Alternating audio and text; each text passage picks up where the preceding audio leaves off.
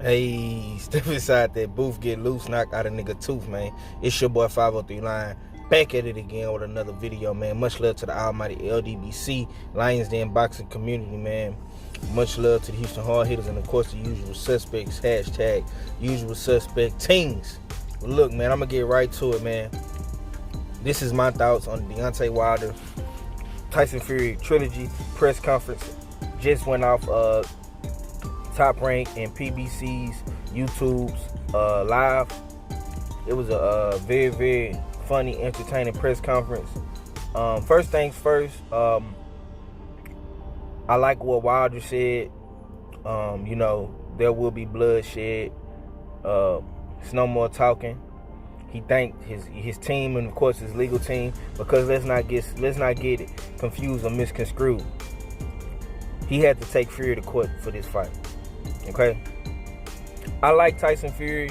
He came in and he lit the room up with his swagger, with his spirit. A lot of shit talking, a lot of arrogance, confidence in him. You know what I'm saying? And rightfully so. I mean, he the champ. You know what I'm saying? So he can feel like he on top of the world. You know what I'm saying? But I'm gonna tell you this: it's more pressure than becoming a champion and staying a champion. It's more pressure when you become a champion and when you have to stay a champion. Let that sink in. Let that sizzle in y'all spirit. But anyways, the press conference moves along. I knew right off the rip that Wilder wasn't going to answer any questions when he got done saying what he was saying. You could just tell in his demeanor. He had the headphones on.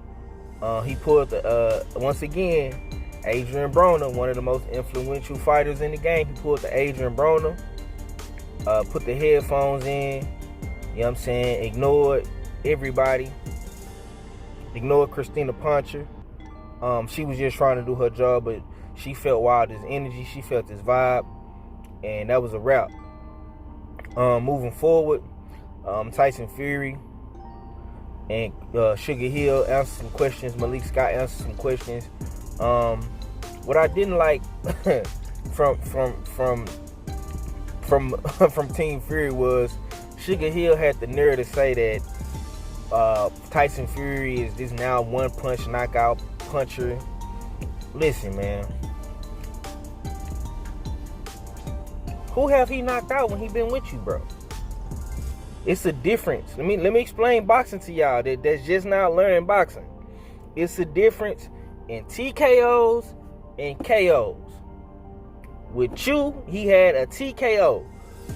Mark Breland threw in the towel. Deontay Wilder was still on his feet, bro.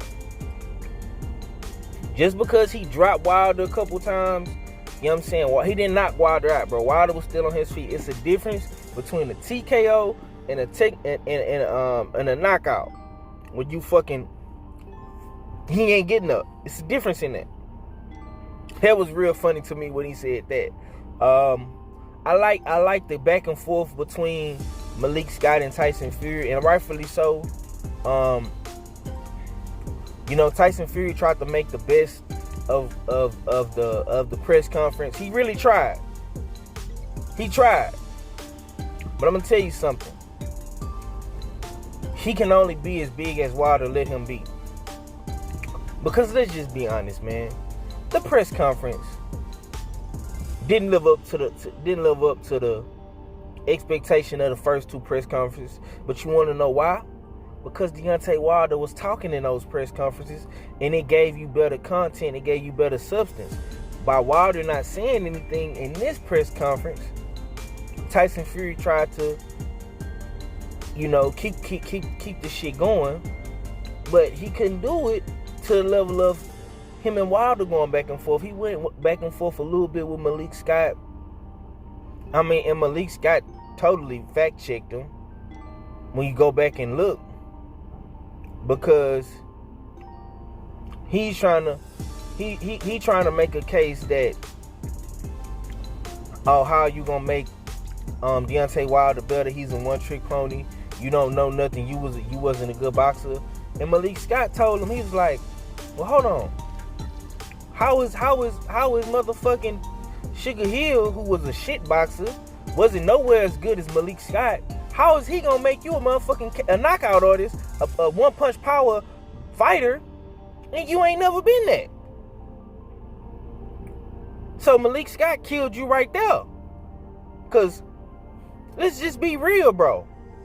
You ain't knocked nobody out with one punch. You ain't put nobody out where they couldn't get up. Deontay Wilder has done this numerous of times, bro. Majority of his fights end by stoppage, but he went 12 rounds. Majority of your fights go 12 rounds, bro. That's just a fact. And last but not least, man, the motherfucking stare off, man. When I say this stare off was so super duper intense, man. And I was telling the brothers in the group chat, I'm like, man, I don't think Wilder gonna say shit, bro. But he said enough in that